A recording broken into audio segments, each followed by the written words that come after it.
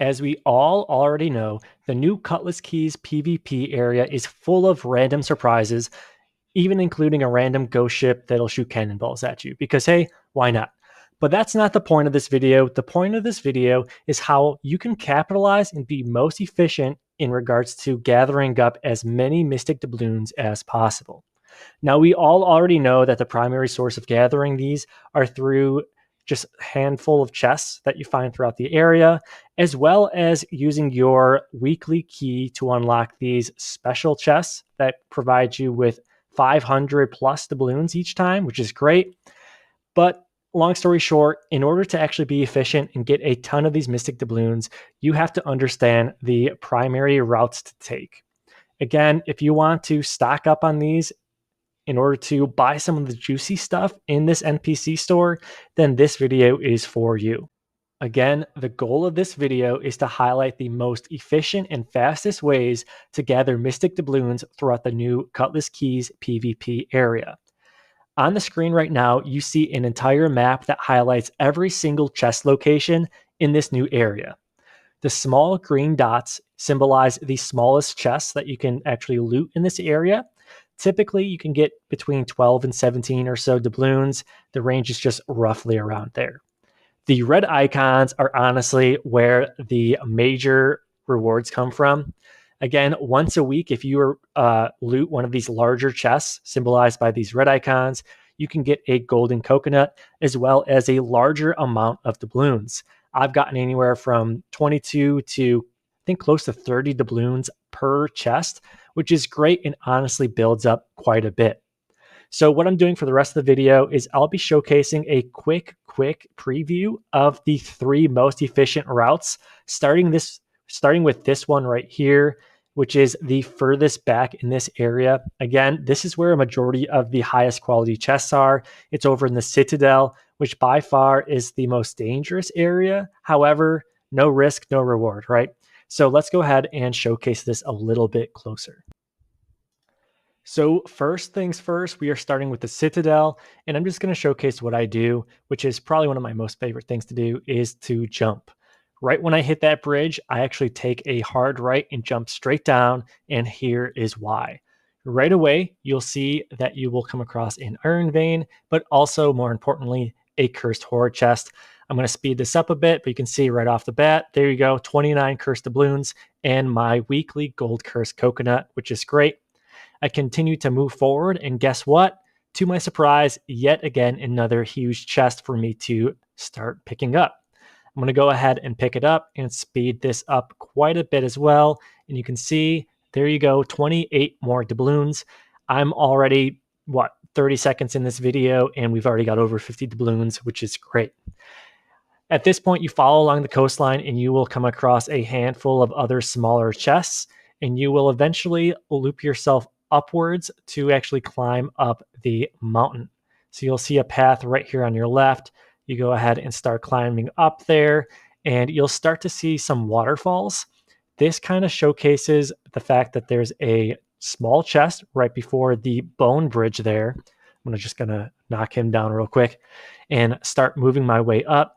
I'm seeing all of these waterfalls indicating that I am close to one of the hot spots for a lot of these chests, which is a bit of a watery cave. I'm going to go ahead and just jump up this bridge, turn right, and then there you go. You'll see a pool of water, some nice cursed materials for me to pick up. And in this middle portion here, we have yet again another elite cursed chest for me to pick up. And again, if you guys are hungry for resources, go ahead and just pick those up over time. But as you can see, as I continue to walk forward, I'll see more and more of these large chests, which again has tons and tons of doubloons. As I continue the path, I actually come across this area that has tons of gold on the ground, which, hey, that's a good sign, right? It means that we're close to even more doubloons. You'll see tons of elite chests, and then you'll work your way to the upper platform where you'll then come across even more chests. Now, what I wanted to call out is that I'm going to go ahead and just cut through some of this route a bit. Again, the Citadel is by far the hotspot. Whenever you see a house, I do recommend jumping in because chances are there will be a decent sized chest in there. Almost every house I explored had it. But more importantly, the Guild Tower within the Citadel definitely has the highest quantity of the highest quality chests in one area. Right there, you saw two large ones. Again, I do recommend that if you're not flooded with other area like players in the area to actually take down these NPCs because you can get the balloons from killing these enemies too. And as you kind of explore this area more and more, you're going to come across the fastest routes and approaches to getting to these chests as quickly as possible. But again, I just wanted to highlight how impressive this Citadel area truly is. I mean, like, look at this. There's just so many large chests in one area. But be wary because this likely will be a hotspot for musket players too. Next up, we have the second area, which is located in the top right corner there. What I like to do is typically start off in this far right area. You'll see a named NPC here. He's not tricky to defeat, plus you'll get some decent doubloons, so you might as well take him down. So I'm going to go ahead, just focus him. You might get a mob or two that follows you, but that's fine. Just group them up, and then just take them down. I do recommend throwing some heavy attacks in there just to break his stamina so that you can just quickly kill him and start this route. So typically what I like to do, again, I start from the right and move to my left. There's a few chests right off the bat. I'm looting one as we speak, and then I'm going to go ahead and continue my way onwards. I'm going to jump on my bear mount and just showcase all of these different stashes that you'll see in this area. I'm running around, I'm seeing more and more. Again, just be wary of other players because if there are other players, chances are there's going to be a lot of ranged musket or bow players just trying to take you down, loot 50% of your cursed doubloons, and then just jump out of the territory because it is pretty close to the actual entrance of this zone. And again, there's named NPCs all over the place and chests. I do recommend once again to just take down as many of these NPCs as possible. You can see that as long as you clump them together, it's not too tricky to take them down. They don't have a ton of health. I mean, I'm not even max gear score and I'm having no issues with this. And as you can see, as you defeat them, you'll not only get some territory standing, but also a chance of picking up some easy doubloons. Just a quick tip too, don't be afraid to jump up on ledges because chances are there might actually be cursed stashes up there and it might just give you a better view of the zone. Now let's move on to the third and final route I'm going to be showcasing, which is over at the Flotsam gate. So again, I like to start this route and then move down to the Unbound Island and then end it to the left there. I typically like to start right at this cursed stash and then move my way up these stairs, where then you'll come across a handful of NPCs, smaller buildings, and a loads of chests. So I'm going to go ahead and just continue following through. I'm not going to be actually looting all these chests primarily because of how long it takes to loot them. But I do want to kind of showcase just a quick overview of how many chests really are in this area. Again, take a look at the map in the top right corner. There's a lot of chests here.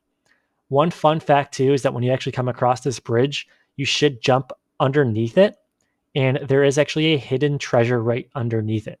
So loot that bush and a elite doubloon cache will appear.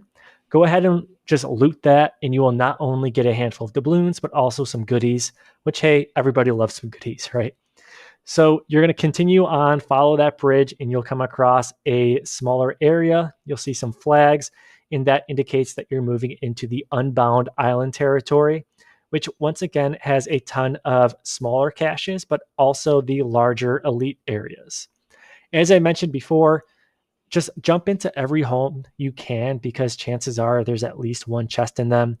You will have to likely take down an NPC, but as long as there's no other players surrounding you, then you really don't have to worry too much about it because they are pretty easy to take down. As you continue onwards, you're going to come across a few named NPCs. Here I'm in the market area. You can see there's a named NPC utilizing the Great Axe. And typically the named NPCs always drop doubloons. So once again, if you come across a named NPC, I do recommend that you just go ahead and focus it because chances are high you'll just pick up some easy doubloons that way.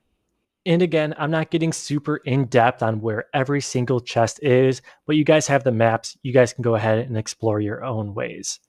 Thank you again for watching this video. I hope it was somewhat helpful, regardless if you're brand new to the game or even experienced. And I hope you do have a good time in this brand new PvP zone. If you enjoyed the video, consider liking and subscribing because I have a whole lot more New World Aeternum content coming your way. Thanks again. Bye.